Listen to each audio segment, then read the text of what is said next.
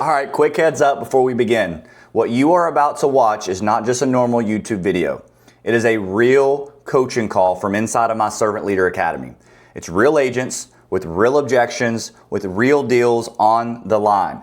Nothing here scripted and nothing is cleaned up. My name is Rankin, and I've sold over 1,000 homes in my career, and every single week I have multiple calls like this with agents, and we fine-tune their business together live. So don't watch this like a spectator. Grab a pen. When you hear something that you like and you resonate with, write it down and use it on your next call. All right, let's get after it. All right. Amada, what was your question, buddy? Yeah, I had an appointment for today. The guy texted me saying that he thought about it with his wife and he decided that right now is not the time for him to sell. Okay. And I was this was an gonna go expired? there to tell him that I was gonna go there to tell him that he is overpriced, but he overextended himself with the renovations. Yeah. So he is right. Yeah. I told him if, based on our conversation yesterday, if he will be open to us reopening that in the future. Yeah. What do you say? I'm waiting for a response. Is that how you Yeah. will have handled them? 100%. So what I would have done instead of trying to text it, I would say, no, I think it's probably a great idea for you guys. It may actually make more sense. But can I share with you a couple things that I was going to share with you at the appointment that might help? Yeah, that's good. Should have done And that. then they say, sure, okay, I'm going to give you a call really quick. It's easier to just call it. Because like now he knows the pressure's off. You're not going to try to get him to meet or whatever. And at that point, I would just talk through it with him. Like, I mean, obviously you kind of feel like you may have extended yourself a little too much on the renovations, and you Mhm. guys are wanting a higher offer. You're needing a little bit more money than what this market's allowing. Is that kind of what's made you decide to hold off for a while? Yeah. Yeah. Okay. It's probably a good idea, to be honest with you. Can I warn you about something? You're going to have a lot of agents trying to convince you why you should list right now. But what may happen is if you don't get the offer you're looking for and you got to go through this whole process again, putting it on the market for 6 months, what do you think every buyer is going to think seeing the home didn't sell twice? Mm. They're going to There's think something wrong something's with it. majorly wrong, right? Yeah. So instead of that, it makes sense to hold off. So you have my word that I'm not going to press you into trying to list it. But what I would love to know is if that time happens to come and you do decide to put it on the market, could we revisit this conversation? Am I an That's good. agent that you would want to have a conversation with? I would get that on the phone instead of through text. Yeah. That's really good. That should be on the script. Guys, there's no script for this. Yeah. That's what this skill training is for. Yeah. Skills I think I'm training, going not that script route. That's really training. good. I'm gonna call him after Yeah, this. that's what the skill training is for. Like you just gotta like all the questions you ask have to do with what they say. Hmm. That's what we're gonna skill practice today. All right. I just want to make sure you guys know that. What do you do when I have a preview I'm supposed to go on later this afternoon. The guy was building houses. It kind of transitioned. It was a FSBO. It kind of transitioned into me bringing up, well, I have lots for sale too, and then I feel like the conversation almost got hijacked to where he was almost selling me on his process and doing this thing.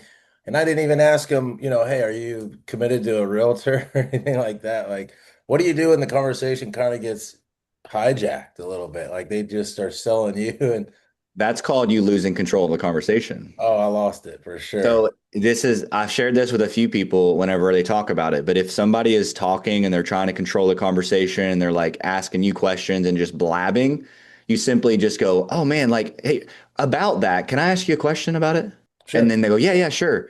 Then you ask them a question based on something they said, and then you transition it back on track. Oh, because now you're asking the question. That's all you have to do. Just stop them. Like when they finish a sentence, go, oh, can I ask you something about that? Ask a Mhm. question about what they said.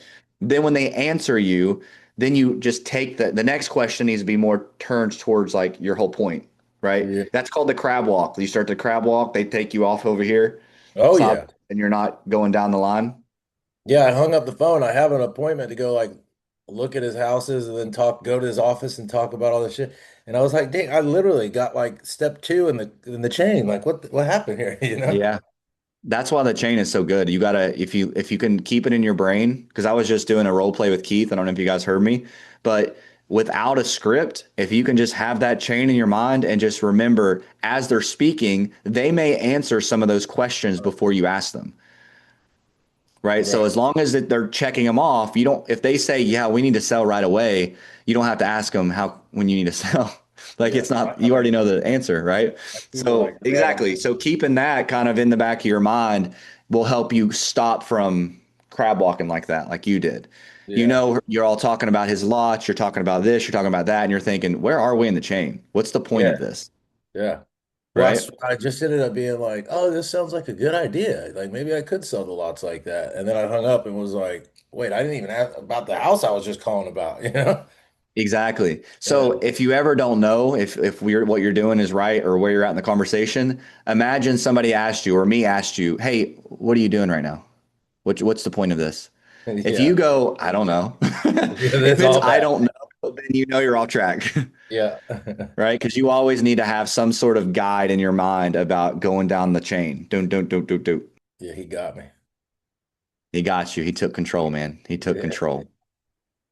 Here's what I've found. And I said this to Keith earlier. I believe the hardest part of a conversation for us is the opening and the first question. Okay. Because everything else after that is just playing off each other. Yep. You know that, right? Like everything else after that first question, after they start talking, is based off of what they say. That's why I hate scripts, because the script can give you all these questions, but they may say something else that question doesn't apply to. So as long as you have your opening and you have your first question, everything else should kind of fall into place. You should just go by what they say. And then if you're like, oh, hey, this question right here makes sense right now, let me put it into play. Mm-hmm. But we force it. We make it the next question. And then they go, what? What the heck? Why would I keep the home when I have it for sale by owner? If I wanted to keep it, I would just keep it.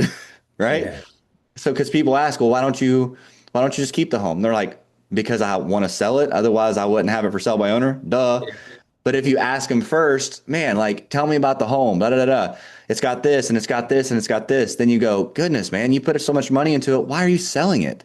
Because of this. Gotcha. So you probably couldn't keep it as a rental then. You see how it makes more sense when you use the chain? Oh, yeah.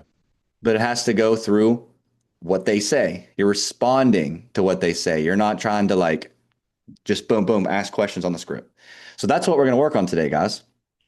I want you guys to work on your opening, your first question, and then I'm just going to take you down rabbit holes. I'm going to try to take you sideways, and I want you to take control of the conversation. Okay? Can I mention something? Go ahead.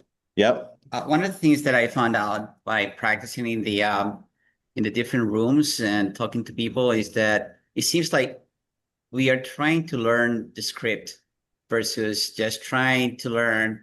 There are Socratic questions and there are presumptive questions, and the goal is blah, blah, blah. And what I'm having a hard time with is, besides challenging them and asking or making them feel like they're in control, and my main objective is to get an appointment with them. When I try to think of all these different things, then I get confused. It's like, oh, wait a minute, I'm pushing it. I'm saying I, it shouldn't be I, it should be you. So I get a little confused. And I was talking to, I don't know if Paula who is here, but I was talking to Paula yesterday. There was a Paula in the Zoom room for one of the practices, role plays. And she was saying, she said, I'm laughing now because I'm not getting a lot of expires. And she's in the Miami-Dade area. I'm in Broward County myself. And she said, everybody that is in this coaching program are going to call the few expires that are popping up. And we're all going to sound the same. We're going to have the same script. No, you won't. No, you won't, because you're not using a script. But the problem is that I hear that from the few practices that I had already with people. We're all using the same script. We're using the same questions. That's the problem that I'm having. Trust me, it ain't gonna matter. Awesome. Remember when I don't know if you could hear me. Yeah. Remember when I told you that it was like one of the objections, like, man, you sound like everybody else. Are you reading from a script? You're counteracting with like, why does everybody keep saying that? Do you remember that? Yeah. Like you throw them off, but like, why does everybody keep saying that? Yeah. Then you get there. Right, because like I was going to say to Tito, not everybody is going to sound the same. You can use the same script. I and you and Paula and Lake and Isaac, we can all call the same person with the same script. If you're good, it's not even going to go the same way. Yes, if we all go, hey, Paula, my name is Tito. I am an agent. Before you hang up, please don't, I'd like to ask you a question. If we do that, yes, we all sound the same. But it's not about that. When you're good at making calls, when you're good at prospecting and communication, nothing on the script matters. Nothing. The script is just a list of questions that you could ask if you need to get back on track. It's a guide. It's a guide, right? And so the person you're speaking to, again, they're not going to have the same conversation with every single person if you're asking them different questions. Because let's put it this way, Tito, if I said to you, okay, Paula, you and Tito together, Paula and Tito. So Tito, I said to you, we had a terrible experience with an agent. What's the first thing you would say back? Oh my goodness, I'm so sorry to hear that. Can you elaborate on that? Okay, that could be your question. Paula, you had a bad experience with an agent. What could you say to that? I'm sorry to hear, but I completely understand because I have to deal with them all the time. Yep, and then she would come up with a different question. What a different question. But you see how your personality, that's why, again, I hate scripts, because your personality, you're going to come up with different questions that another person is not going to come up with, and they're both going to be good questions. Does that make sense? Where'd you go? There you go. I see what you're saying. It's just that I've been role playing for yesterday I started the role playing, and I noticed that all of us were asking the same questions, and yeah, we sound a little different, but it's basically the same question. And I understand what you're saying. It's not what we really need to focus on is the goal, and then either formulate the Socratic or presumptive question that we want to formulate to achieve that goal. But initially, my brain is not working that way. So initially, I'm just reading the script. Yeah. The reason it sounds so similar when you're role playing is because we're all in the same group. You're going to respond the same way when you're role playing with this person because it's you, Tito. It's your personality. I'm saying when you're the seller. But when you're talking to a seller that has no clue how we communicate, they're going to respond differently than you would. I agree with you. And in fact, I was mentioning to some people, including yourself yesterday, when we were role playing, that we make it a lot harder in the role play room than in reality, because we're thinking, oh, he knows what I'm going to answer. He knows the script. So let me see if I can do something. Throw the person off. That's why a lot of the objections you give as a prospect, they're not trying to throw you off. Like they're just giving you like either a lie. They're trying to get off the phone with you. Like they have no script, by the way. You guys know that. They don't have a set script. They have a set emotion that they feel. That's it. Like they just want to get off the phone with you. So they may say something to you that they say different to Paula. Just because of the question you asked. Just don't worry about that. Trust me. I have made calls in the same room with agents calling the same leads, and we call the same leads and have completely different conversations with the same approach. Can I say something real quick? Yeah. My brother, I don't like my brother, Tito, at all, but he is the #1 office in Utah. His office closes more transactions than all of Utah. So anyway, I thought I'm going to go down there and listen to him on the phone. They have like a bullpen where all 12 of them get in the same room. They're in their little cubicle like a Mike Ferry. My brother is a Mike Ferry coach, so that's how his mornings are set up. So I went down there and sat in the bullpen, and they're all reading Mike Ferry scripts, and they're all calling the same exact numbers. They're all on Redx. They share the same information. It just comes up a different name. And I asked my brother, I'm like, bro, that's kind of crappy. Like you're all calling the same expireds, the same for sell by owners. And he said, who cares? Somebody's going on an appointment today. They're going to list with somebody or not. But I know what you mean. It does. I've been in there. I've listened. I have called somebody, and then the person straight in front of me called the same number. They they threatened me with a 1-star review and death and all the things. And the girl right across from me, 2 minutes later, Tito set an appointment with the guy that just threatened me to kill me. And I'm like, oh, I can't believe you got the appointment. So I know it's scary and sounds frustrating, but I think most of it for me was just being scared to make the phone call. So I was like, I'm not doing it because everybody's doing the same thing. But somebody's going on an appointment. Like the lottery, right? Somebody's going to win. Might as well be you. Somebody's going to win. Yep. Somebody's going to get the appointment. Might as I'm well going be to call you, right? back, bro. I'm calling back until I go. Yeah. No, I get it. I get it. We've all had that thought, like, man, everybody's using the same stuff, but that's why you don't use a script. Because if you just genuinely have a conversation, it's always going to be different because it's a different person. Your tone's different. The things you say, the pause, it's all different. Here's the other thing, by the way, is yes, you may be calling with somebody else in this group that's calling the same area, but yet that's 2 out of the 100 people who's calling them that sound terrible. Yeah. So really it's who talks to them first. You know what I mean? So that's just the reality. You may talk to one person first, she may talk to a different person first, and you both get the appointment with somebody else. And right? sometimes, bro, like I'm a new Christian, so I honestly believe this. Like Jesus just sometimes is like, okay, you're gonna get this one, and you're not gonna, and the other guy No, isn't. 100%. He's in control of it all anyways. Yeah. That's the reality. Yep. Yeah, Yep. that actually, I'm glad you said that because yesterday I was driving to a listing consultation and I was kind of like trying to shift the way I pray on the way to my appointment. And Yeah. instead of like, give me this listing or whatever, it's more like, Lord, whatever. If it's your will.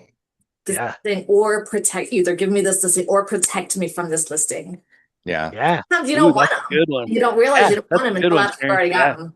Mhm. Ah. So, and believe me, I've had listings that I wish I didn't have. I would always pray, like my best prayer when I would go into appointments was not to pray for the listing. It's to pray for the seller to have an open mind and open heart, to see my true intention. And if it's the right person, for them to have the conviction to want to work with me. And if it's not, to shut the door. That's it. Yeah, exactly. It's kind of interesting. You and I had a conversation on sort of about this particular topic yesterday, Austin. And I think that the most important thing is, I mean, some people here are believers and they're Christians and so on. I'm not so much any of those things, but if I can serve somebody, if I can go there with the true intention of helping them out versus how much money am I going to get on this deal, it really changes your whole brain perspective on things. Absolutely. 100%. Because you're not attached to it. I'm here to serve you regardless. So, okay, I wanna draw something out for you guys really quick on a whiteboard. So let me do this. Can everybody see that? Yep. All right. Forgive me for not being able to draw, but boop. Okay. Okay, that's a pendulum. And then, oh, sorry. Where's the eraser? Eraser. Well, that's not a good eraser. There we go. So change, no change. Everybody's seen the pendulum before, right? Mm-hmm. Okay. So here's what I want you to think about whenever you guys are making your calls and you're talking to people. Every single conversation that you all have, the person is starting out somewhere here, correct? Correct. You probably talk to people that the conversation goes super well. They tell you they need to make a change. They need to sell. Like, I have to get this home sold. How easy are those conversations? Yeah. Because you don't have to go that far to get here, right? Yeah. Right. Okay. So you've talked to some people that are kind of in the middle, right? We do want to sell. We're still thinking about it. We're not real sure, right? They have both sides. Then you have people that's like, we decided to wait. We decided to hold off for a little bit. We are going to sell, but we'll probably get it like 30 days, or we're going to try it on our own for 60 days. Okay. Everybody, we're tracking. Then you have some people that's like, we're not selling. We already have an agent we're probably committed to if we do, but we're going to hold off. I think we're going to probably keep it. We don't need to sell it. Then you got some people that says we are never, ever selling our home.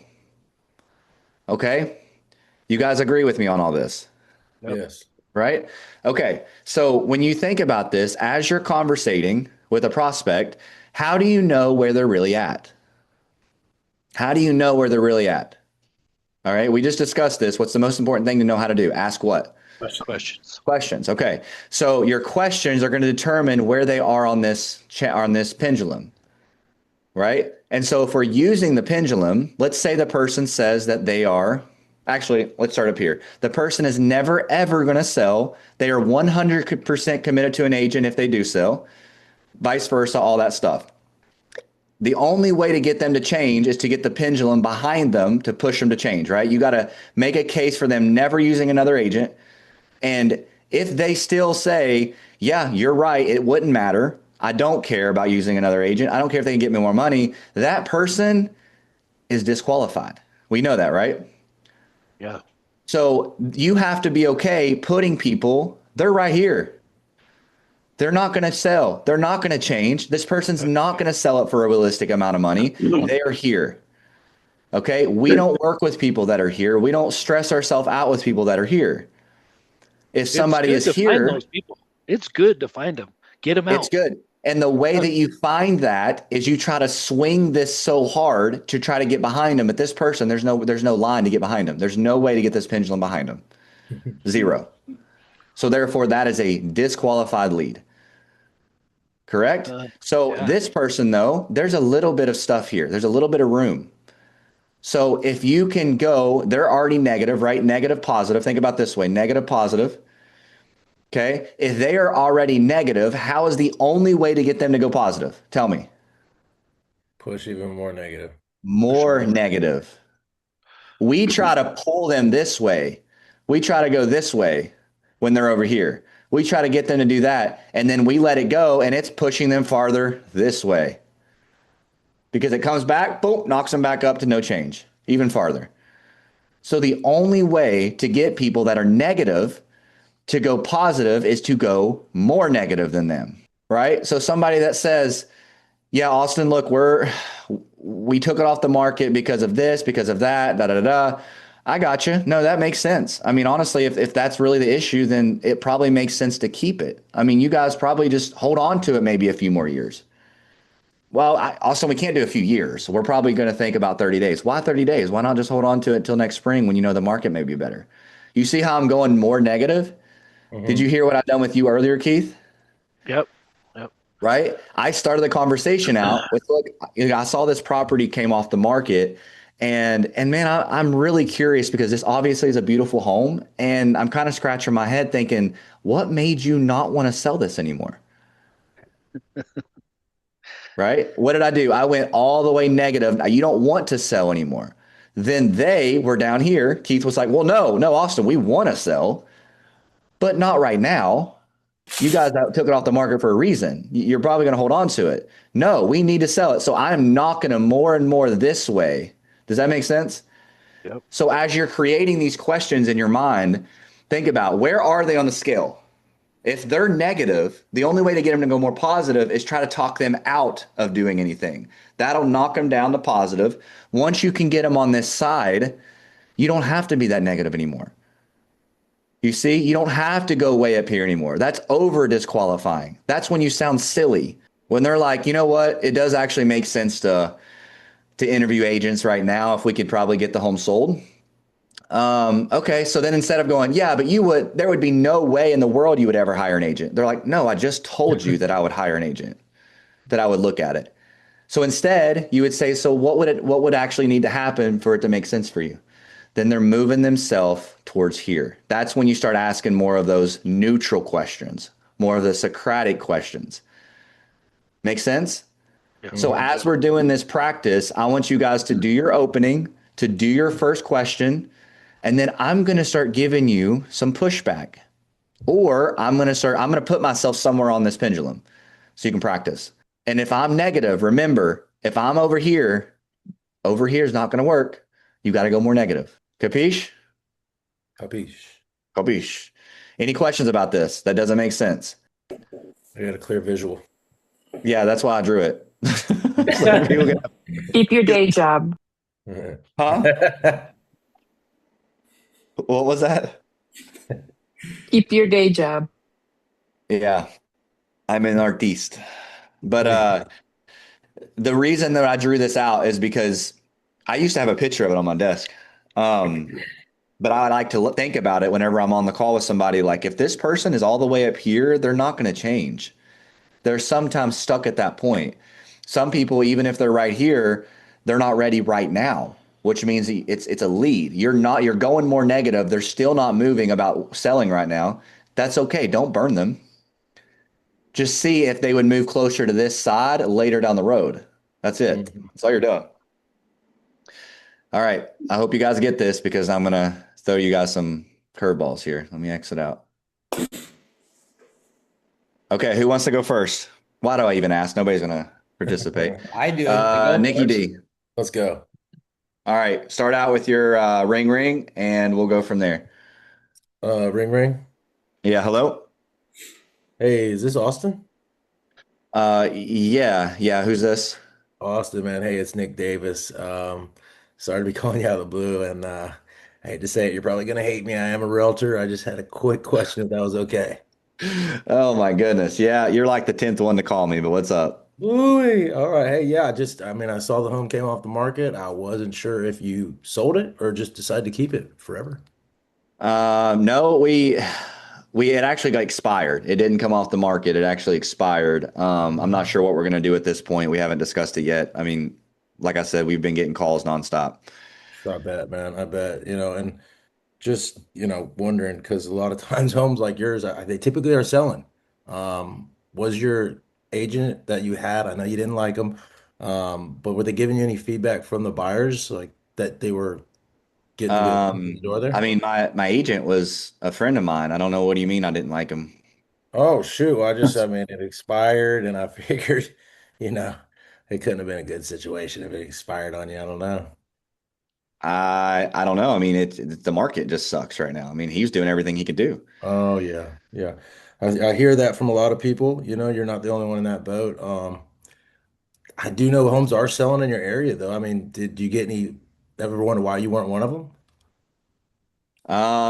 Well, so from my understanding, it's just people were wanting something a little more open. Like our home is a little more boxed off. It's not as updated as some of those other homes. So Yeah, from my understanding, that was a lot of the issue. I get it. So would it maybe even make more sense to just keep it off the market for now?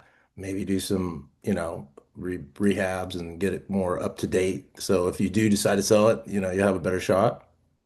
Okay, pause. That's the first good thing right there that he done.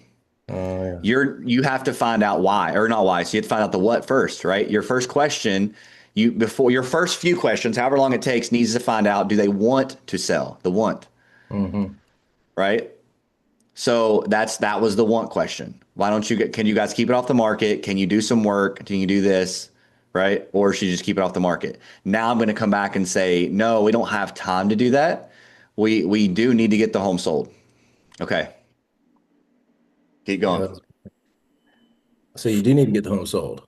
Yeah, we do need to get it sold. It's just like we don't have the time to do updates and to don't knock all the walls out, but we're not sure what we're going to do yet because, like I said, it's what 2 hours since I've gotten calls from you guys, and me and my wife haven't even had a chance to talk about it. Oh, geez. Yeah. Um, Probably would be a good idea to get on the same boat with the wifey. I understand that for sure. So that being said, um, in a perfect world, I mean, are you guys selling to upsize, downsize, or are you getting out of the state altogether? What's going on? No, we're leaving the state. Like we're done with Florida. It's hot. We're done with the heat. We are moving back up to Tennessee. Oh, congrats. Yeah, love the Smokies. Yeah. Um, but yeah, let's pretend you and your wife do feel comfortable getting it back on the market. Obviously, you guys got to get out of here. You're getting to Tennessee. I mean, would it make sense to even try to interview some other realtors and see if, maybe somebody could be a good fit for you guys to kind of, get the home sold, get you to Tennessee like you need to do, or are you guys just Okay, great questions. I love the way you're asking the questions, but you skipped over a lot of the motivation. Yeah, Where's the pain? Ask questions to find the pain because pain finds what? the reason. The motivation. Yeah. Emotion. Emotion. Questions are going to find the truth, right? The truth is I want to sell. Now you have to go deeper from that truth to find the pain, because the pain is the motivation. Mm-hmm. So when I said I want to get closer to family, right? I didn't tell you when. You never ask a when question or an alternative question to find Oh, out yeah. motivation. So whenever somebody says, no, we're done with Florida, we want to get out of here, right? Mm-hmm. Then you could say something like, but you don't mean right now. You guys probably don't need to leave right now. You Perfect. see, Yeah. more negative. Yep. Yep. Then I tell you, because that's the when question. No, we need to get out of here yesterday. Yeah. Like, we're done with this place. We've already found a new home. Now I'm going to tell you, we've already found a new home, blah, blah, blah, blah. Mm-hmm. And now what can you ask as an alternative? And so is there any opportunity for you to keep the home here? Have a little vacation spot when you want to come down from Tennessee? We're never coming back. So no, like, Oh. we hate Florida. Huh? Chair will fit in my car. All right, go ahead. Sorry. Yeah, I get you there. It sounds like you want to sell this thing as fast as possible. Just get out of here, put Florida behind you. Yeah, we do. Absolutely. Yeah. Well, Okay, think about it. Just pause. Where's he at in the chain? He's got permission. He found the want. He got the why. He's got the alternative, and he got the win. So is he good? no. No. Why? I gotta find out if you're committed. Well, no. This is just, I'm talking about motivation wise. Oh, Have you Alternative? created some pain yet? You have motivation, but have you created any pain? no. Okay, what are some questions? Let's stop role play for a second. What are some questions, guys, that he could ask me to elicit some pain from me wanting to be out of Florida? I've already have a home that I'm buying. Where's the question that can create pain? This is Socratic or presumptive. You can do either. Oh, could you not just ask, like, I mean, if for whatever reason the home doesn't sell, I mean, I guess what would you guys do at that point? Like, Yeah, because I'm going to say, I have no clue. That's not an option. We have to get out of here. We have a home under contract. This home has to sell, or we have a home we want to buy and we can't buy it without this being sold. So Right? there, I guess I would probably have said, just hypothetically, let's pretend the home doesn't sell right away. Like, what are you gonna do? I don't know. I don't think we have that option. Like, we have a home that we already want to buy, that we have to get this home sold. So we're gonna have to figure something out to get it sold so we can actually move. And then I would ask about being committed, or is he still dig deeper? No, I think you're creating some pain there. So, I mean, if you want to go one question deeper, you would say, so I'd imagine that you guys are kind of frustrated in this whole process, because if you don't get to go up there, you can't leave Florida. And if you're staying here, you lose out on the home. Am I on the right track? Yeah. So are you and your wife kind of in a position to where it's just frustrating and you kind of freaking out at this point? Yeah. Okay. Well, look, do you mind if I make a recommendation? Yeah. Now you've created that emotion. You see? Oh yeah. All right. Okay. Good job. That's all we want. We don't need to go to the appointment part. We're just working on the pain and asking questions and getting people to, because you know how to ask for the appointment. You just proved that already. Okay. Who wants to go next? Hey, real quick. If you are getting value from what you're watching, understand something. This is just one call. Inside of my academy, we do this multiple times a week, every single week. Live coaching calls, just like the one you're watching. You bring the objections you're struggling with. You bring the deals that you're working on, the conversations that you may be stuck on. You can bring the systems, the follow-up, the listing presentations, anything that you need help with, and I will personally help you work on them live. Okay, if you want to be in that room, all you have to do is click the link below and you're going to chat directly with either me or my team. You're going to tell us where you're at, where you're trying to go, and we'll tell you if you're a good fit or not. Because I'm definitely not the coach for everyone, and what I teach is not for everyone either. Okay, but if you're serious about doing the work, about growing your business, I'd love to have a conversation to see if it's a good fit. If it's not, no big deal. All right, let's get back to the call. I'll go. All right, Sheila. Okay, start with your opening once you get to the question, or let me know who you're calling first so I know who I am. I'll try an expired. Perfect. Okay. Try an expired, yeah. All right, ring ring. Hello. Hi, listen, I know you probably been getting calls all morning, and yes, I am another realtor. Are you going to hang up on me now, or can you give me 30 seconds to tell you why I called? No, go ahead. Yeah, you're like the 50th one to call me this morning, but I'll go ahead and let you ask. I appreciate it. You know, most people actually hung up on me, so I appreciate your time. So listen, I saw your house came off the market. Did that just expire, or did you pull it off the market, or was it something Um, else? we pulled it off the market just because we're kind of thinking about going a different route. I don't know. Our agent wasn't getting us any results. Like we weren't having any showings. And I think we were on the market for 4 months. So I think we're either going to go by owner or we're going to try maybe a different route with a different agent. We don't know yet. Your house was on the market, and you had no offers or no showings. No, we had a couple showings, but no offers. And for the most part, it was pretty dead showing wise. Okay. And Yeah. when your agent talked to you about those showings and gave you the feedback, what did he say? Well, the showings that we did have, they just basically said it wasn't a good fit for them. I mean, they were newer buyers just starting to look. Didn't really give us any kind of like constructive feedback, just said it wasn't a right fit. Got it. And I'm just curious, like if you received an offer right now that made sense financially, would that be something you'd be interested in, or you're like you're kind of just gonna wait a while? No, we definitely would want to still look at offers. Yeah, no, absolutely. So, what question was that, guys? What chain? Motivation? The Which chain want. though? The Oh, want. Correct. The want. That was good. Great job, Sheila. Okay. No, we definitely would look at offers. I mean, do you have somebody that you have in mind or? No, I don't. I am actually working with buyers, but nobody I have in mind right now because I need a little bit more information about the property. Would that be okay to just kind of continue Yeah, no, to sure. Yeah, just whatever talk? you can do. If you can bring us an offer, that'd be awesome. Yeah, no, I mean, if we could put something together, I think that would be amazing for you, quite Yeah. honestly. Just curious, like the house, I'm looking at these pictures are absolutely amazing. What in the world has got you selling right now, though?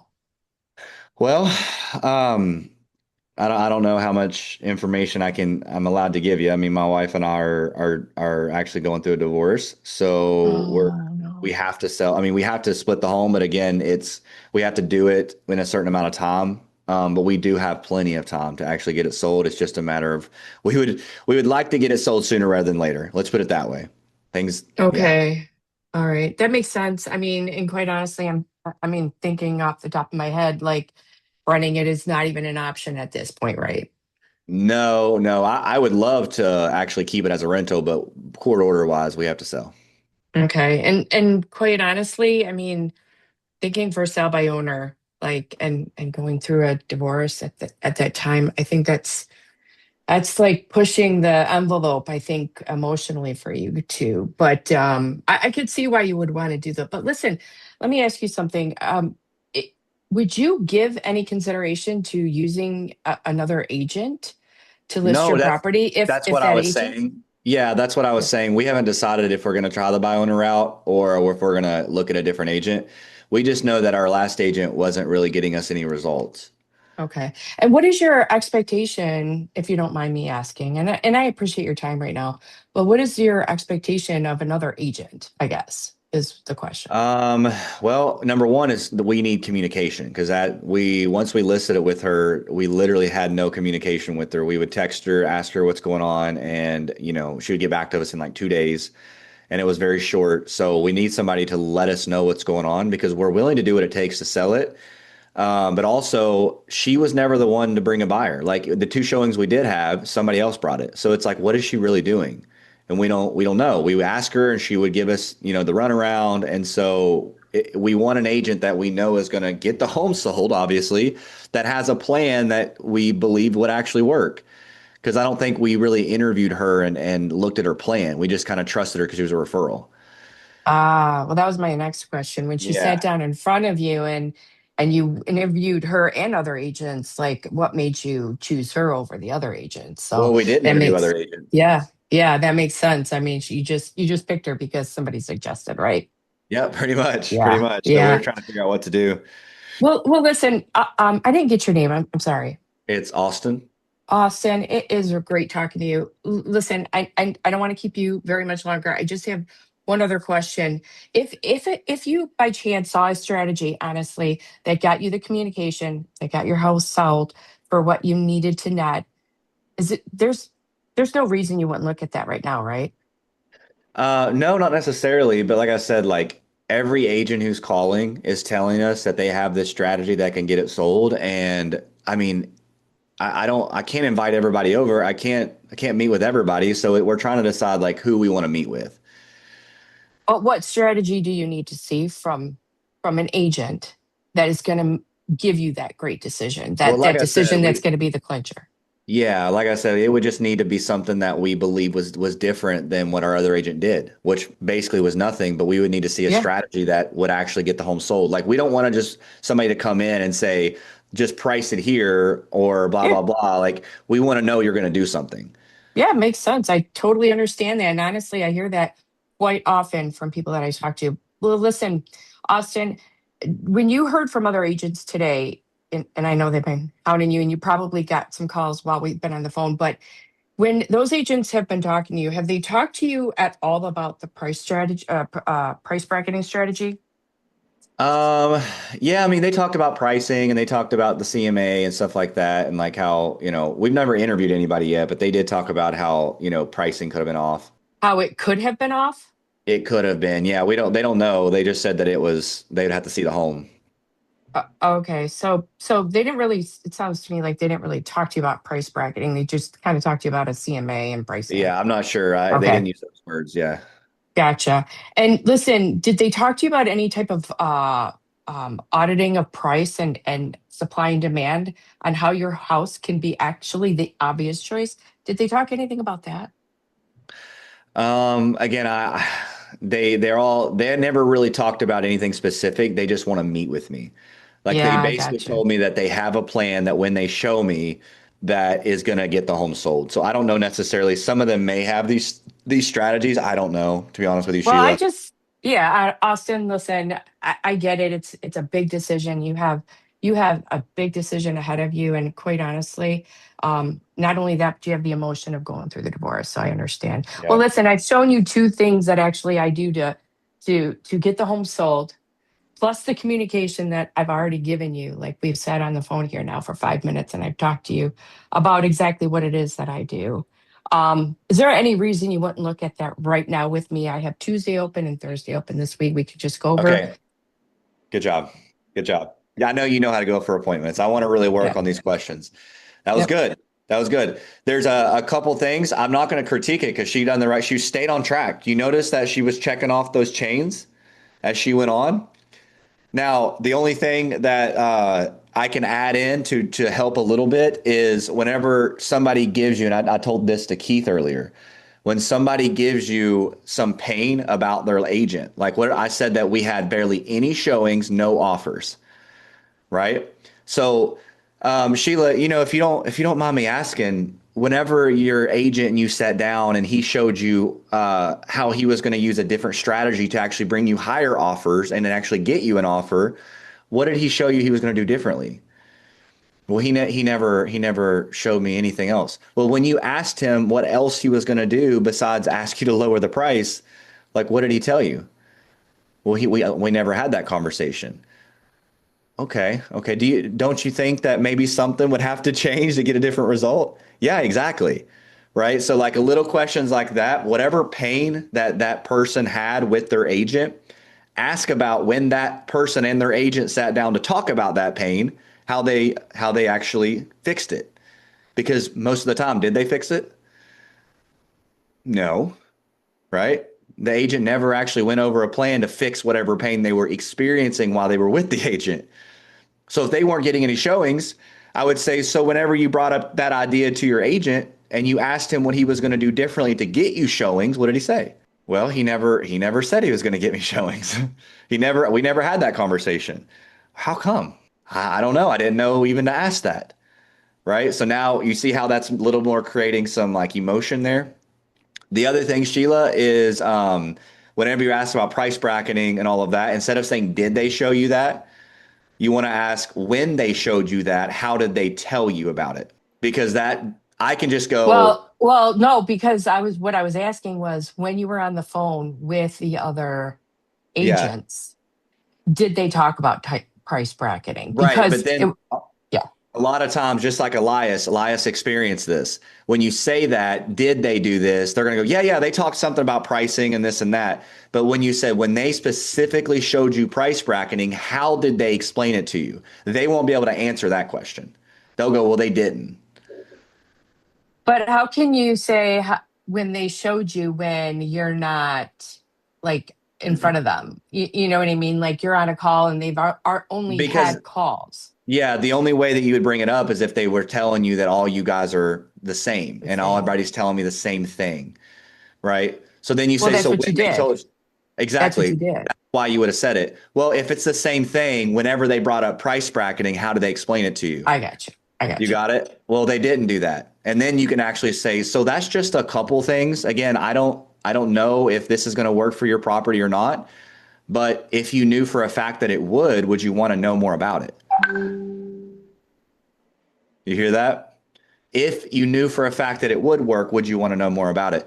Another really good question with agents or with an expired, when they talk about, well, all these people, Keith, do you remember this question? All these people are telling me the same thing. All of you guys have a strategy. All of you guys do this. Keith, what did I ask you? Is Keith here or do you leave? What the heck? Anyways, go ahead, Isaac. You ask. Oh, could you ask like what would you need to hear differently on the phone here to actually You could. How What would did you I ask, Paula? choose if all of them asked you the same, told you the same things, and how will you choose the one that's best for you? I said, so just out of curiosity, if they're all telling you the same thing, how do you know which one you're going to choose? Put it on them. They go, well, I guess I would have to see something. Oh, gotcha. So you would need to see some proof, then walk you through a strategy that actually was different, correct? Well, let's pretend we got together and that happened. What would happen next? You set yourself up right for the kill right there. So when everybody tells them the same thing, how are you going to know who to choose if everybody's telling you the same thing? I guess I'm going to have to interview some. That's a good idea. Yeah. And then I would go as far as saying, look, let me just tell you this, Nick. Let's pretend we got together. Da, da, da. He says, I would consider it then. And I would say, and also another recommendation is if you're talking to a lot of agents, there's probably a good amount of agents that are pretty good in this area. I would say maybe interview a few of them to see which one is going to be the best for you, because I don't want you to just hire me. I want you to choose what's best for you and your family. I mean, does that make sense? Yeah. So like, I also would say, why don't you interview multiple people to see which one makes the most sense? Instead of saying we should just get together, we should get it sold, we should do that. You show your detachment. Mm-hmm. All right, let's And see. confidence, really. Yeah, it's confident because I'm like, I don't care. If I'm not the good fit, if I'm not a good fit for you, that's fine. Lake, you ready? Yeah. He's We're back working at it. we're working on pain points and the pendulum of negative to get you to. Yeah, so depending on how resistant I am, remember, because with Sheila, I had some pain, so she had to dig more in emotion with the divorce thing, right? I'm going to give you. I'm just going to let you know. I'm going to give you more one that's a negative, so we can go more negative. Okay, so for FSBO, we're just gonna. Okay, we'll try it. Ring It's ring. a fee, 100% fee. Don't hit me with that. No. I haven't studied that one yet. I told you what to say to that one. I know. Okay, we could try it then. We could try it. Okay. Ring ring. Hello. Yeah, I'm not sure if you could help me. I just clicked on this property off of Main Street. Are you the owner by chance? Yes. Are you an agent? Yeah. How'd you know? Because you're the only people who's calling. Oh, wow. Okay. I'm glad that we're working today. So, yeah, I see that you guys are actually selling for sell by owner. I don't want to waste your time. If we did connect you with a client, is that even something that you would take a look at, or are you guys selling on your own no matter what? No, we'll take a look at it for sure. It's in our description there. If you read it, it says that we'll work with a buyer's agent for 2%.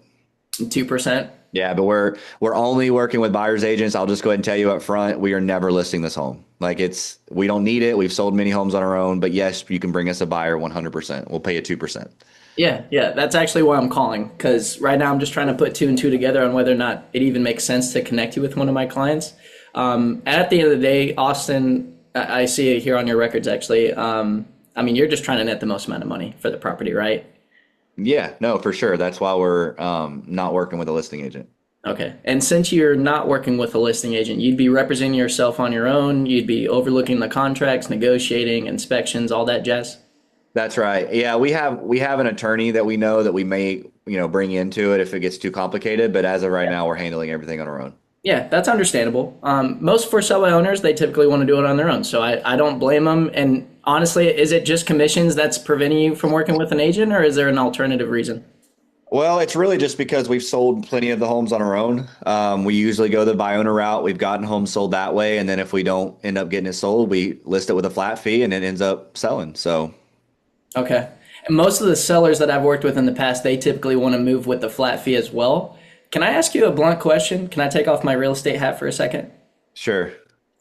So when you say you want to list with a flat fee, I'm just curious, what makes you think that they could, or what causes them to charge so little? So like less of money? Well, no, because they put it on the MLS for you and basically just get it out there in front of the right people. And then I have to be a owner again. Yeah. So they just throw it on the MLS, like you still have to Yeah. do the photos, the listing description, the lockbox. Yeah, the pretty much. It just gets us more exposure. Okay, just more exposure. Yeah. And that's the thing. Like most sellers like yourself, they think that that's going the right way, which in some cases they do sell the homes, but they charge so little because I'm sure you've heard the saying, Austin, you get what you paid for. They don't care Yeah. whether your home sells or not. And I'm not the one to tell you that. I mean, they're more than happy to collect $1,000, $2,000 and throw it on the MLS. And that's the thing. I mean, I get paid in direct proportion of how much your home sells for, right? Wouldn't you agree? Yeah, for sure. So I work for free until the home sells and until you're at the closing table signing on the dotted line. Most for sale by owners, they typically lose about 8 to 10% of their money at closing. I mean, if that were the case for you, how would that make you feel? Well, I mean, I'm sure some people do, but we've sold many of them by, on the flat fees. If we can't do it by owner and we've netted what we wanted, maybe a little less, but it's not been anything crazy. Yeah, that's understandable. And I'm not even saying I can help you. I'm not saying if what I've done with my past clients could benefit you. I'm going to be honest, Austin. I mean, most sellers like yourself, I mean, they hire me of one of three reasons. They trust me when they actually meet me. I show them how I'm going to position their home as the obvious choice. And number three, I prove to them that I know how to fight for their money. So I'm not saying that I'm a good fit for you. And at the end of the day, I just clicked on your property. So let's say if I did connect you with the right client, walk me through that closing process. Do you need 30, 60 days? Yeah, no, we've already kind of gotten everything taken care of. So we're on process of moving out. We have another property that we live in already. So yeah, anytime. Okay. So if I connected you with someone right away, it wouldn't be a problem? No, not at all. Yeah. Okay. You connect us with somebody, well, we can close within 2 weeks if we need to. Okay. And how would showings go? Do you have a lockbox on there? Or are you going to be there? You just said you purchased another home, so are you going to be there? We'll be there. We're close by, so we come by and we'll show the property. Okay. Pain level. So you skipped over motivation. Why not just keep it? Yeah. You didn't find out why I was selling at all. Yeah, Why why do not I just even keep want to sell this home? Why to keep it? You went to the win, but you kind of come back to that, which is fine. But Okay. before you can even sell the appointment to be able to, meet with you is to be able to solve that pain quicker. Okay. So Austin, I obviously just clicked on your home. Obviously, you're in a great geographic area. I don't need to tell you that. Why not just keep it? Well, because we got to get rid of it. I mean, we're kind of liquidating our assets at this point. This was a home we lived in, and we're not going to keep it as a rental, and we're just going to invest it probably in stocks or something. We haven't decided. Yeah. You've sold homes in the past. You never want to rent them out. Well, we had rentals. Like we've sold them. Like all the homes that we've sold in the past were rentals. This one was our personal one, but we just moved into a different property, and we're not going to rent this one because we're done with the rentals. Yeah. Okay. Well, Austin, I got to actually jump on another Zoom meeting. Do you mind if I ask you one more question? Sure. So right now it sounds like you just want to net the most amount of money. You don't want to work with a listing agent. And if you did, you would absolutely just go down the flat fee and pay $1,000 to have them expose it on the market. Let's pretend for a second, Austin, that I had a different strategy that you've never seen before, but more importantly, you genuinely felt that I could net you more money. Is that something you're completely closed-minded to? I mean, how would you net me more money than if I'm paying you more? Right. Yeah, and that's the thing. Like most of the sellers that I work with, they don't mind paying me the money that I'm worth versus going down the flat fee. There's plenty of agents that are cheaper than me, and it's not necessarily what we do differently, it's what we do better. But I could run down a 20-minute spiel on what makes me different, but let's face it, you don't know me, I don't know you. For one, you're probably not going to believe me, and number two, I mean, you're not going to sign anything over the phone, right? No, not at all. Okay, so how about we do this? Let me do some homework on the property just to see if it makes sense for me as well. This is a business transaction. The only difference is you have more equity. So let me do some homework on it and see. And I'm actually going to be in the neighborhood tomorrow. Does 3 o'clock work or 5 o'clock work best? Well, no, like we're gonna be working with we're gonna go with a flat fee. I thought I told you that. If you decide to go down that route, right? Yeah, exactly. Yeah, we haven't even gotten to that point. We're still gonna try to sell it on our own for now. Yeah, and I haven't even decided to work with you as well because we don't know each other. And honestly, like at the end of the day, you're just trying to net the most amount of money. So if there was Yeah. another strategy, I mean, is that something you're completely closed-minded to looking at? No, I mean, we're not against looking at it. We're just not committing to it. Like, I don't want you to get the wrong idea. We're definitely not signing anything at this point. Yeah, and I'm not asking you to sign a contract, Austin. You yourself told me that you have options. You have a plan B, which is good. I mean, you have your ducks in a row. Do you see a downside to sitting down for 15, 20 minutes? Not just, I guess, to take a look at it, but again, we're not gonna make any decisions right now. We're still gonna give it at least a couple months. Okay, after a couple months, that'd be fine. No, yeah, after a couple months, we'll make a decision Okay. to see what to do. Okay. In the meantime, Austin, if I sent you an email, would you even take a look at that, or is that something that you would just Pause. Okay, pause. I'm saying I'll meet with you, but I'm not making a decision. But at first you said no. Huh? But At first you first I said said, no. but I'm probably going to list with a flat fee. And you said, but if there's another strategy that can net you more money, you're closed-minded to it. I'm not closed-minded to it. We're just not making a decision Right at now. this point. Right. So therefore, it's like, okay, well, look, Lake, I know obviously right now you're not making a decision. I know you're not going to commit to going a flat fee or going with another agent. So I guess my question is, if you were to sit down with an agent, I'm not saying it should be myself, but showed you both strategies and so that you can make the best decision for yourself here in 60 days. I mean, would that be a horrible idea just to have everything on the table? I said something like that, but not in the time frame of your 30, 60 days.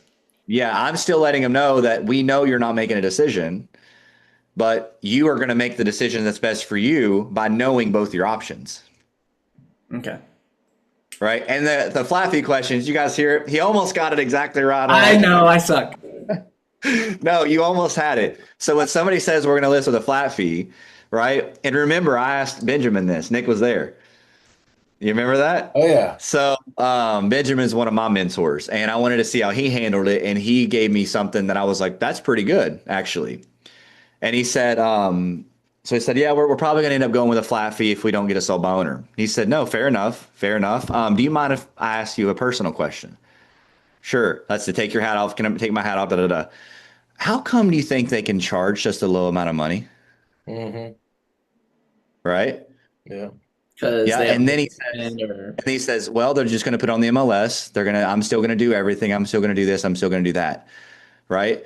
You know, I wonder why, if they can charge such a low amount of money, how come they haven't just taken over the market from all these full service agents?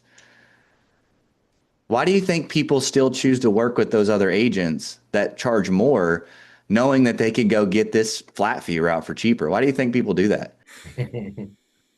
Because I have clients all the time, Mr. Seller, like they know they can get it for $97, but they still continue to come and work with me. Why do you think they do that? Because it's better. Well, Because it's harder. because you may get them a better result. You may get them more money. Okay, well, let's pretend that I could get you more money than a flat fee. What would you do at that point? You see? Right? I'm like, I love it. Wait, what was the last thing you said? Well, they could get you get them to answer. Why do you think people continue to work with full service agents when they know they can get it cheaper and put it on the market? Why do you think they still choose over and over to work with people that charge more? How do you think they would respond to that? I mean, if they're a real person, they go, well, they may get better results. I mean, maybe, Right. right? Now they could respond with they're all stupid. They're all Okay. dumb. Then you know this person's probably an idiot. Right. Yeah. Right. But you can also challenge that. When you say they're dumb, what do you mean? hmm Right. Well, because they could put it on there and get the same result. Okay. And if I told you that they're actually netting them 13% more on their bottom line, what would you say? I'm not sure. Well, anyway, I'm not even saying that's what's going to happen for you. But a lot of my clients tell me the reason they continue to work with me is because I'm netting them more money. I guess my question to you is if you knew that I would net you more money, what would you do? Right. So the question of with the flat fee is why do you think they can charge such a low amount? You want to get them to either say they're not going to do much or, well, because they just do this, they throw it on the market and they do that, da da da. Right. There's a lot of ways you can take it, but my favorite is letting them walk themselves into why people would pay more. And then you simply flip it and say, well, what if you could actually pay more and get a better result? If they then say, no, I would still not do it, that means what? They're all the way at the top of never changing. Yeah. If they say something like, well, what do you do differently than a flat fee? Do you go into that? Well, do you want me to try to convince you on the phone? Are you wanting me to try to convince you? Right. Yeah. Sure. Yeah. So you're telling me that if I tell you what you want to hear right now, that you're going to work with me? Well, probably not right. No, we know that's not true, don't we? Yeah. Right. How's the only way you're ever going to choose to work with an agent? I meet with them. If you meet with them and see what? That they actually can prove to me that it's worth it. Okay. And how's an agent going to be able to prove to you that it's worth it? Well, by showing me how they can get my home sold and net me the money I need. Okay. And so let's say an agent did do that. Would you still go with the flat fee or would you actually work with that agent? Probably work with the agent if I thought it was a better result for sure. Okay. No, I'm just curious. And do you mind if I make a recommendation before I let you go then, Nick? That's fine. And there you go. That'll go right for the appointment. But do you notice what I said? I'm like, well, how would you know? What would Yeah. you need to see? I'm not sitting there explaining. I'm just Yeah. asking question after question after question after question, walking them into it. Yeah.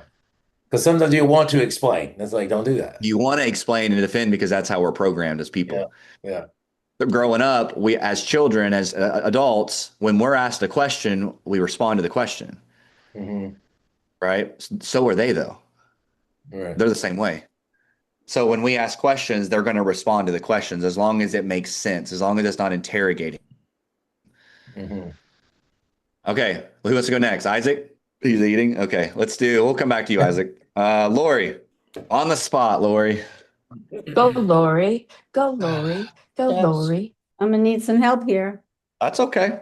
All right, expired. Expired. All right.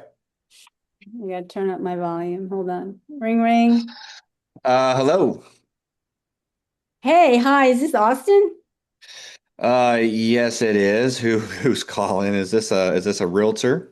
Oh, Austin, don't hate me yet. Yeah. Please. Oh my Yeah, my goodness. name's Lori. I just want 30 seconds of your time to tell you why I'm calling. Would that be okay? But you're like the 20th agent to call. If I give everybody 30 seconds, I'm never going to even be able to eat my lunch. Oh, wow. I completely understand that. And what I have to say is, you're lucky it's only 20. Like there's thousands of us who are calling today. So Uh, let me just ask you real quick. Would that be okay? yeah, go ahead. Go ahead. Good So job. I'm just kind of wondering if you sold the house or if the listing really expired. We actually expired, I believe, because this morning everybody's telling me the home came off the market and I had no idea. So I guess the home expired. No, really? Ouch. Your agent never told you that the listing was expiring today? No, nope. Last time I talked to our agent was probably a week ago. Uh-oh. So it sounds like you're looking for communication? All right, pause. Yeah. Everything up to this point was good, right? But what's the first thing you want to find out? If they want to sell. They want to sell. The desire. Do they still even want this? Yeah. Right? Before you can even have a conversation about motivation and why they want to sell and this and that, do they ever want to sell? What if they decided to keep the home? What if they decided to never sell it? So that's the Right. first question you get to. So let's back up a little bit, right? Keeping that There you radio. go. There you go. Let's back up a little bit. And I'm going to give you the same thing. Look, I guess it expired. I mean, every agent that's calling us this morning is telling us that the home expired, but we didn't know that.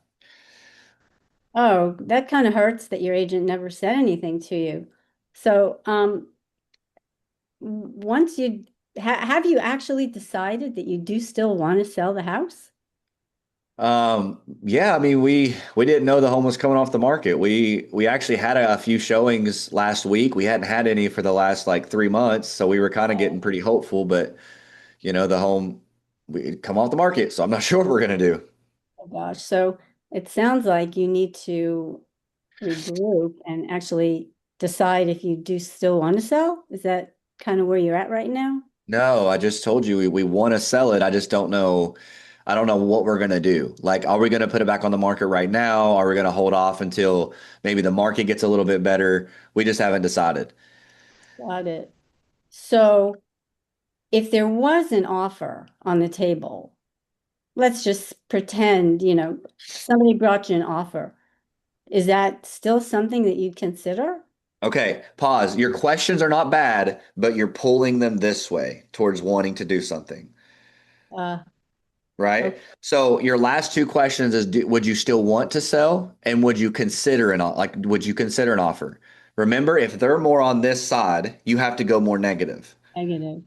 So So instead, you wouldn't, flip so the questions. flip it. So if there was an offer, you wouldn't even consider that yet, right? Right. I'm curious if you were to receive something now. I know you guys are off the market, but it's probably too late to even consider. Am I right? Yeah. You see, or the last question is, well, since it came off the market, I mean, I'm assuming you guys are okay. I mean, you're probably just going to hold on to it for a while now. It's not like you really like wanted to sell it at this point. I mean, you guys are going to hold on to it a little bit. No, no, no. We need to sell this thing. That's the Okay. one.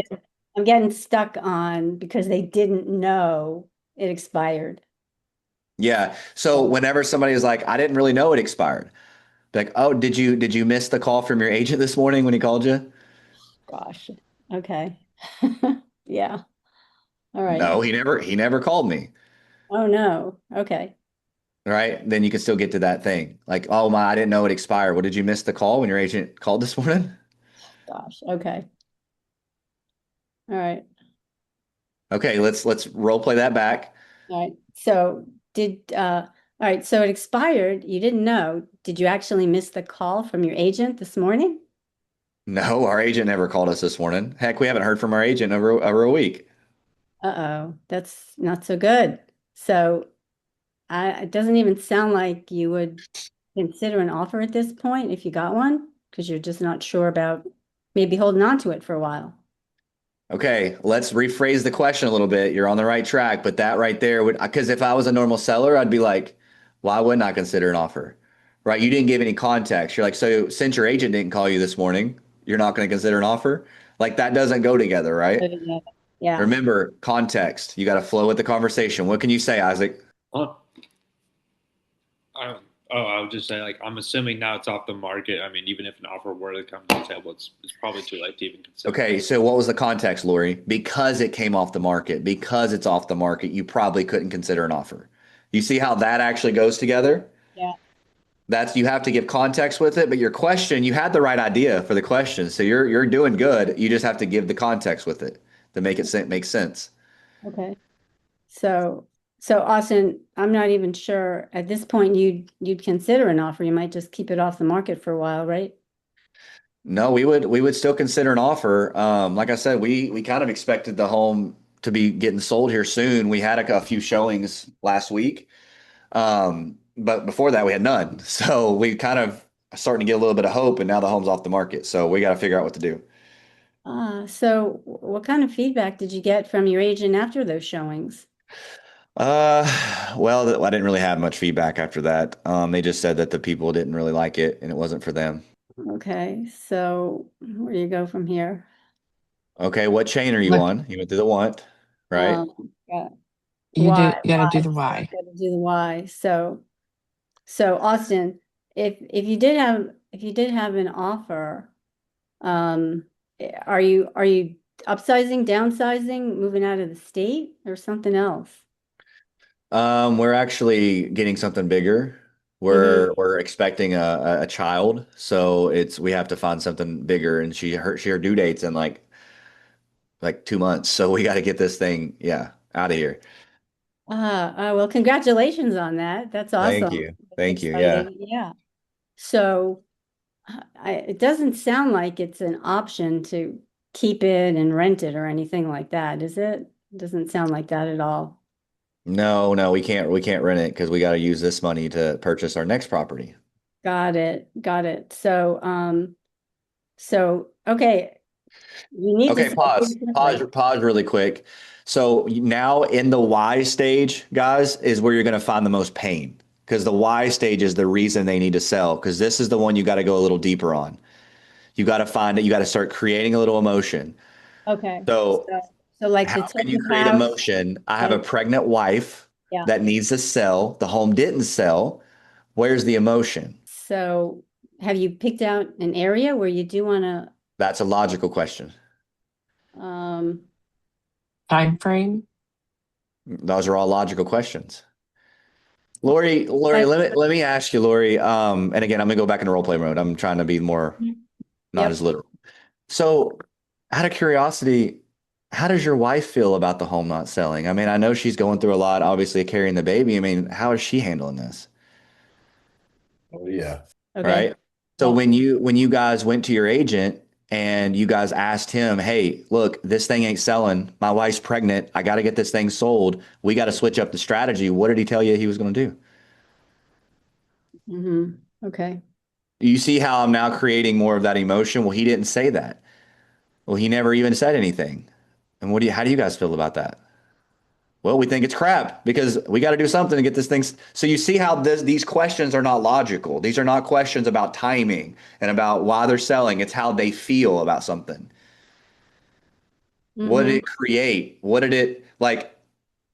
How long has it been happening? Right? They've been on the market this long. How long has that been happening? How has that affected them? How do they feel about how it's affected? And what is their opinion about it? That is all personal, emotional questions, but it comes off of what they say. How come you?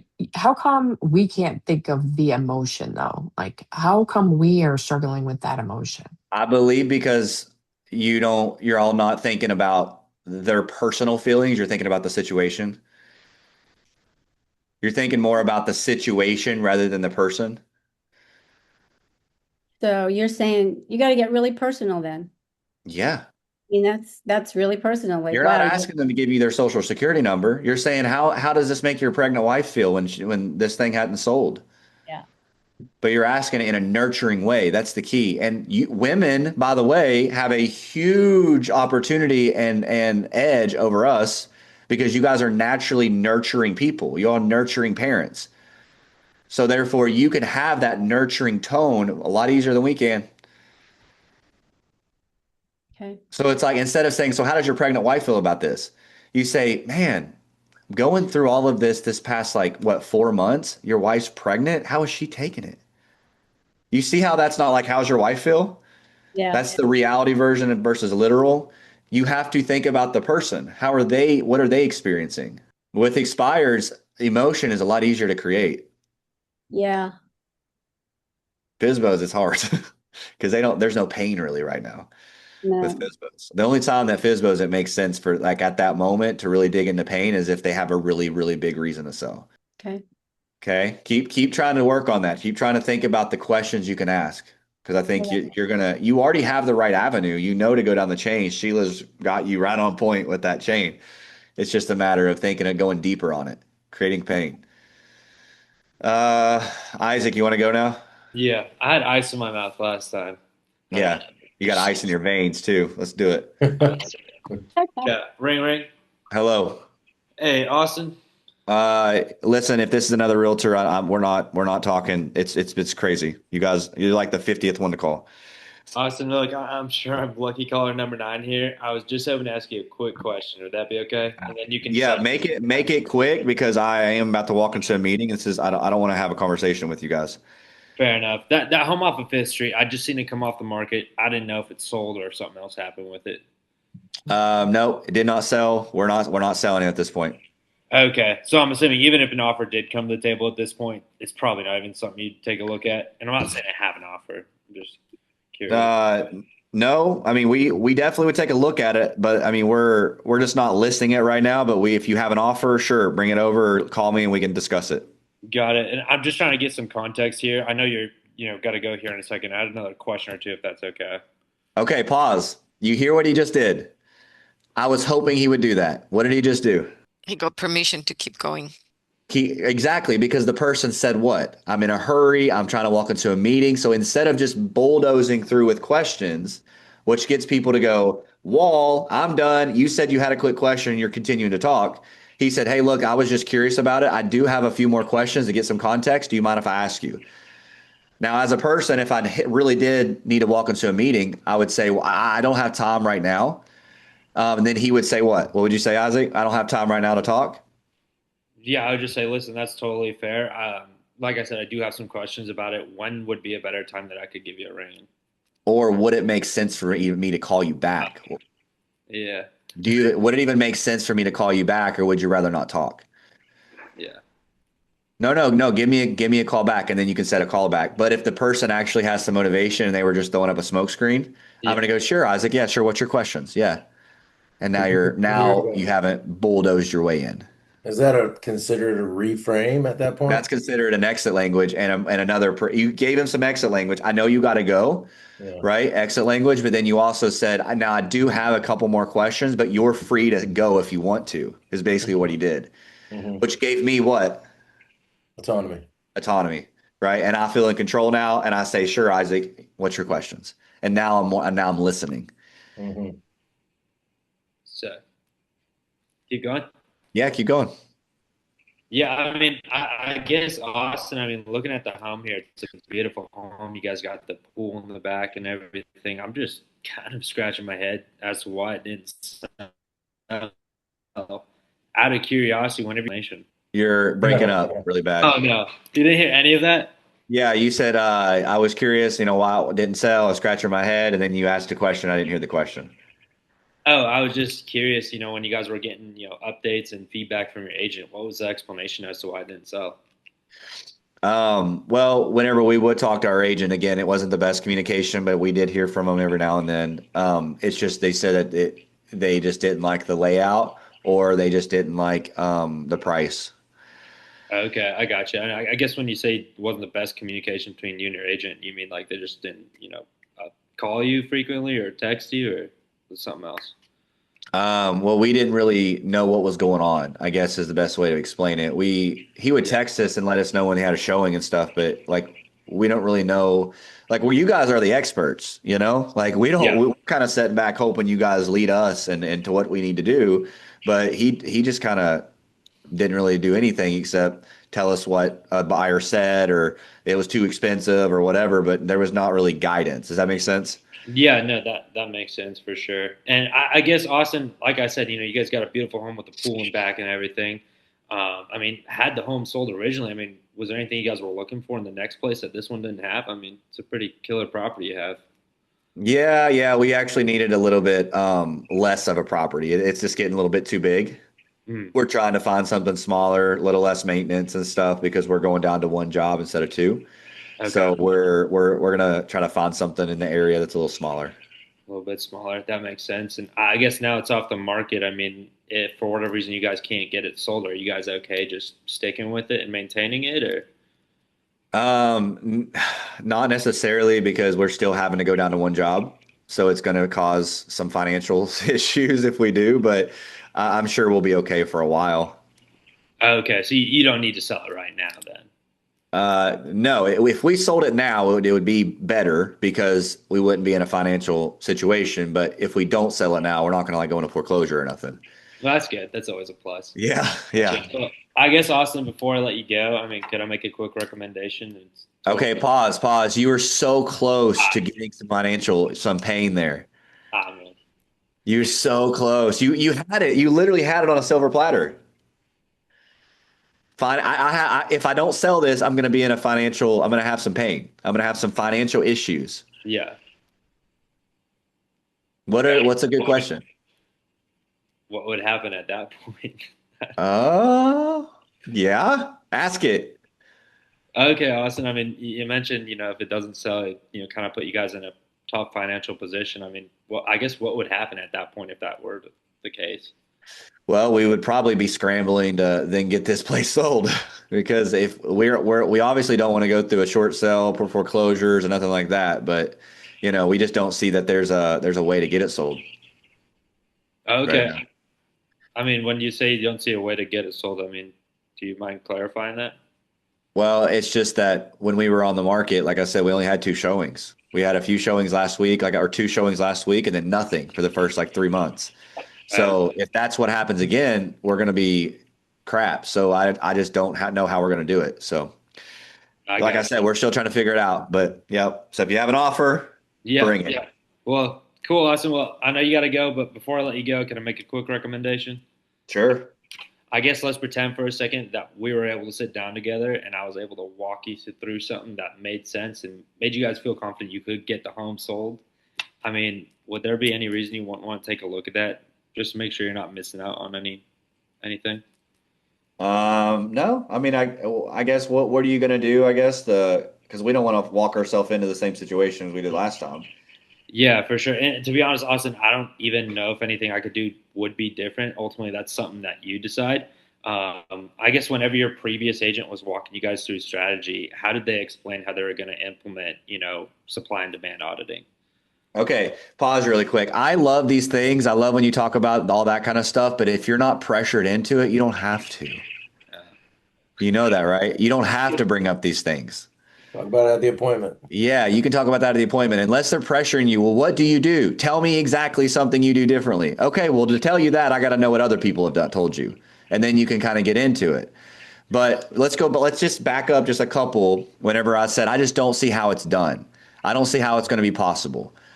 Okay, so it's probably safe to assume that you've given up that there's a buyer out there. Dude, I was thinking that. Is that what you're saying? You've given up that there's a buyer for the home? No, not necessarily. I just don't see that there's a way. Well, what would you need to see to believe there was a way? When I ask these questions, you guys are like, oh my God, why did I think of that question? But all you're doing is asking the same question back to them. I don't see there's a way to get the home sold. Well, what would you need to see or what would need to happen for you to believe there was a way? I would need to see something pretty daggone strong to convince us that there's a way to sell this home. Okay, well, let's pretend we got together and I was able to show you that, blah, blah, blah. Well, what do you do differently? Well, how do I know you're going to get it sold? Well, you don't know I'm going to get it sold, and I don't know that either. That's something we have to discuss at the appointment, and then you get to make the decision if you want to work with me or not. So let's say that we got together. I walked you through the strategy. It was completely different. And then after that conversation, you believed that what I showed you could, in fact, get this property sold. Is there any reason you wouldn't look at it? You see, you never have to really bring up the price bracketing stuff unless they corner you. Yeah. Okay. All you do is take the question they gave you, just put it back on them. Okay. All right. We got time for one more person, though. But Isaac, you're a killer anyway. I have to give you a little harder ones. Tito, I know you love to role play. You're going to end it for us. I heard so many things right now in this conversation that now I'm trying to think, where do I plug this in and where do I plug this in? And now that you're going to ask me questions, I'm just going to stumble all over the place. That's okay. That's why we're here. All right. Let's pretend that you are an expire. All right. Ring, ring. Hello. Hi, good afternoon. This is Tito. I'm a real estate agent. I know that you hate agents and you probably don't want to talk to me right now, but could I ask you a couple of questions? Would that be okay? We don't look, we don't hate agents. I mean, we're just getting blown up by you guys, but we don't hate you guys. I understand you guys are just doing your job. But yeah, what's up? Thank you. Thank you. I noticed that property of 123 Main Street came off the market. That's your property, isn't it? Yeah, it is. What about it? You took it off the market. You're no longer interested in selling the property? No, not necessarily. We still want to sell it. We're just trying to regroup, figure out what we're gonna do because we had a few things happen with our last agent that we weren't super happy with. I mean, he was a great agent, but we might look at other options. We may just put it back on the market with him. I'm not sure yet. Oh, okay. So you're saying that you are 100% committed to this realtor. You already signed a contract with him again? No, no, no. I wasn't saying that I was 100% committed. I'm just saying that he done a lot of good things. There was just some things we weren't happy with. So we may look at some other options. I don't know. We may wait like another 30 days or so and then revisit it. So when you talk to that realtor, if I may ask, what did he say that he's going to be doing differently? The things that you didn't like, what are those things? Can you share that with me? Okay, so good question. Tighten it up a little bit because you asked like you started a different direction and you kind of confused me. Oh, okay. Uh, So so go back because what you're doing here is you're trying to probe on the agent done some things that we didn't like, correct. Correct. right? So what would that agent need to do differently at this point? No, get them to expand on what that means. Okay, can you explain to me exactly what it was that he didn't do based on your expectation? Well, really, there was a few times that we had an interested buyer, and the buyer, had questions, and come to find out, we found out through the grapevine that he took like 3 to 4 days to actually get back to their agents, and they ended up finding another home. So it happened a couple times. So we're just not real happy with his promptness on things. But I mean, he marketed the home well. He was a good communicator. It's like he wasn't prioritizing the sell, I guess, per Oh se, my but God. I don't know. Yeah. I'm so sorry to hear that. I mean, I bet you it's very frustrating to think that you have a deal so close and then realize that it didn't happen because he just fell through the cracks. It's very frustrating. So what would it take? What would have to happen for you to look at a different strategy at this point? Okay. You skipped completely motivation. Oh, okay. Number So, one, you told them this is frustrating. You didn't ask them, oh, okay. right? Now that I'm telling you how frustrating this is, how scary that was. Oh my goodness.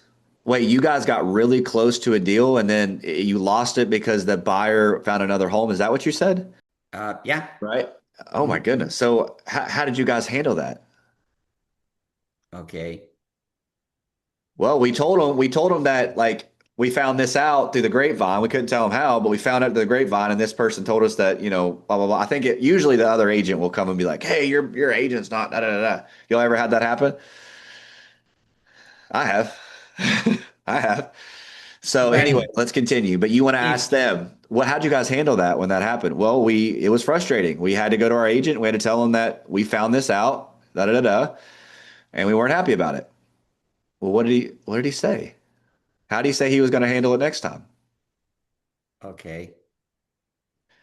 Okay, Okay. then get into why are they wanting to sell? Okay. Okay.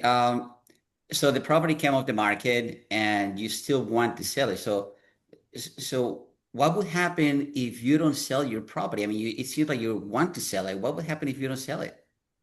Well, because we have a family member that we're trying to move closer to. I mean, we're just moving out of state, so our plan was to get closer to them. It's my wife's husband, or my wife's husband, my wife's father, and my wife's father is not doing very well, so we're trying to get closer to him. So that's kind of the whole reason we were needing to sell the home in the first place.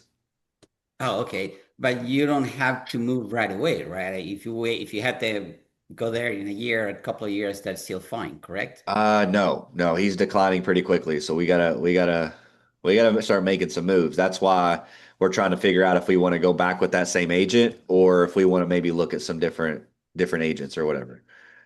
Okay. I'm stumped. Should I ask you for the meeting or should I just try to explore what it is that you're Okay, looking for in a different agent? remember how I said just take the question they gave you and turn it right back? Yes. So you told me what? You said I'm going to look at, I don't know if I'm going to go with this agent or I'm not, or I don't know if I'm going to interview other agents. So Right? can I ask you at that point, what would you be interested, or what would it take to look at a different option or a different strategy, or?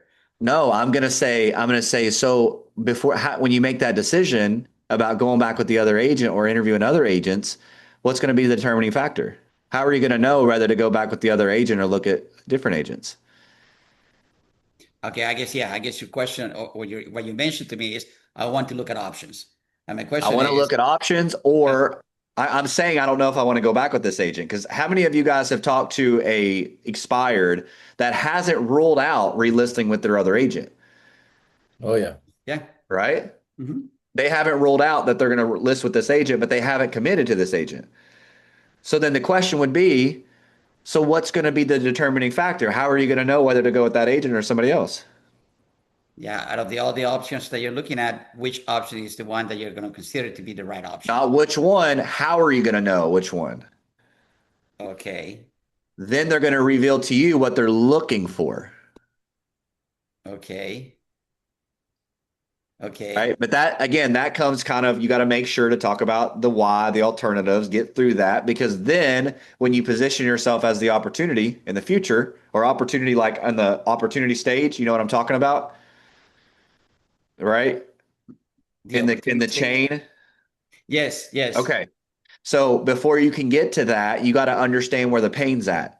So for me, the pain is that we need to get closer to my wife's father, right, as soon as possible, because there's some health issues. Okay. So you started talking about, well, I don't know what I'm going to do. Da, da, da. The next question would be this. So, obviously your father is up in another state and you guys need to get closer to them. If you guys can't sell this, who's going to be able to kind of be with him? Personal. Well, I don't know. I don't know who's going to be up there with them. So are you guys really the only option, like, to get up there? It is. So I'd imagine then you guys kind of have this almost like a pressure on you to get this home sold, and having an agent almost lose a deal for you is probably frustrating. Am I right? Right. Okay. Right. So it kind of sounds like if there was a way, I'm not saying there is, but if there was a way to get the home sold now, you'd be all over that. Am I wrong? Right. Okay, well, can I make a recommendation? And now you get into the opportunity. Okay. Because Okay. before I got to the opportunity, before I make a recommendation, I got them to say, yeah, man, if I could get this thing sold now, I would. Okay. As far as that chain that you're talking about here, I have some notes here, and I have the want, the why, the alternatives, the when, the committed, the invite. Is that Yep. we're talking about the same thing, right? Yep. Okay. Okay. Yep. The want is, how come you guys decided you didn't want to sell? No, I do want to sell. You got the want. The Okay. why is, I mean, what, I don't remember the question you asked, but I told you that the why was me getting closer to my wife's father-in-law or my wife's father, right? And then the Right. alternatives, I don't think you brought that up at that point. I mean, you could be like, why don't you guys just move closer to him now and just rent this out? Well, we can't do that, blah, blah, blah, blah, right? Alternatives checked off. And then the win is, so I imagine if you guys knew there was a way to get it sold now, you'll probably jump all over that. Wouldn't you say? Yes, absolutely. Boom, they want it now. Okay, can I make a recommendation? Yes. And look, Tito, Okay. I'm not saying that you're going to hire me. It probably makes sense to interview multiple agents to see who can get you closer to your father-in-law. But let's say that you interviewed an agent and they showed you a strategy that you believed would get you closer to them as soon as possible and put the money in your pocket that you needed. I mean, if that was the case, I mean, is there any reason you wouldn't want to explore that option and be honest? Yeah, I'll explore it. Sure. Right. And so, how about we do this? You can invite me over whenever it's convenient for you. I will show you exactly what I can do to get you closer to your father-in-law. I keep messing that up. And then after that conversation, you can decide if it makes sense to actually move forward. And if not, no big deal. Any downside to that? Yeah, Not at all. I follow you. But if I never found the why, you notice how less emotional it would have been? If Yes. I can show you how to get closer to your father-in-law as soon as possible, now I'm creating that emotion. Yes. I noticed that at that point where I had a role play with somebody yesterday, and he said, Tito, you're saying too many eyes. Stop I mean, saying the I hours. took myself out of it. Yep. I said, But if an agent were to show you X, and I'm not even saying it has to be me, but if an agent were to show you X, da da da da da, that got you this, is there any reason you wouldn't at least explore it? Not at all. Okay, well, let's do this. You can invite me over when it's convenient for you. You can take a look at what I do. Then I'm going to put myself as just the one time, and then decide if it makes sense. yes, thank you. All right. Yes. Okay.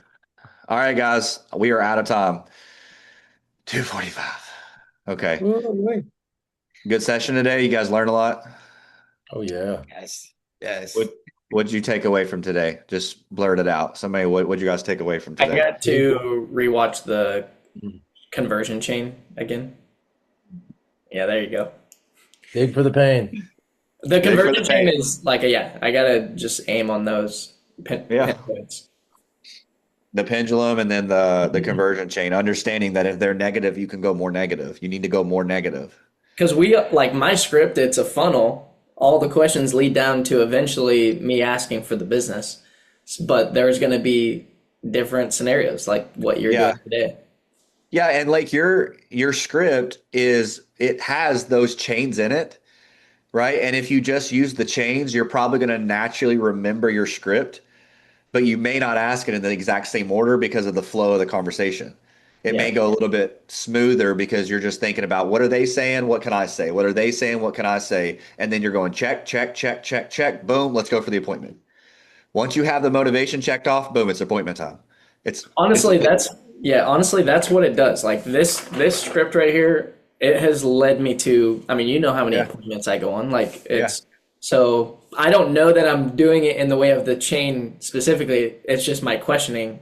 But you're Yeah. saying like you get Like if you guys, what I would suggest is Lake has a script, I have a script. You guys, when you have your chain, once you start realizing with the same lead source that I'm asking a lot of these same questions and it's working for me, write that down. Write those questions down. That's working well for you because like Lake has shared his script with us. I've shared my script that works with you guys. You guys have your own scripts, but we can give each other scripts and they not work for other people Yeah. because it's not your questions. So start writing your questions down. Like I know our motto, you're on here. So you remember when you were like, dude, that question about why they don't want to sell works like butter, right? You remember that? Yeah. So Using that's a it. question that works for him. So he wrote it down, right? So when you hear questions that I say, write them down, try them on your own. If they work for you, put them on your script. But I would advise you guys to create your own scripts. Okay, don't just depend on another one because you could pick up one that's a really good one and you never get one thing from it because it's not your words. I just take one thing from each call. Like I'm gonna take one from this team Yeah, yeah, and run it the entire week. yeah. Just try it. Keep going with it. All right.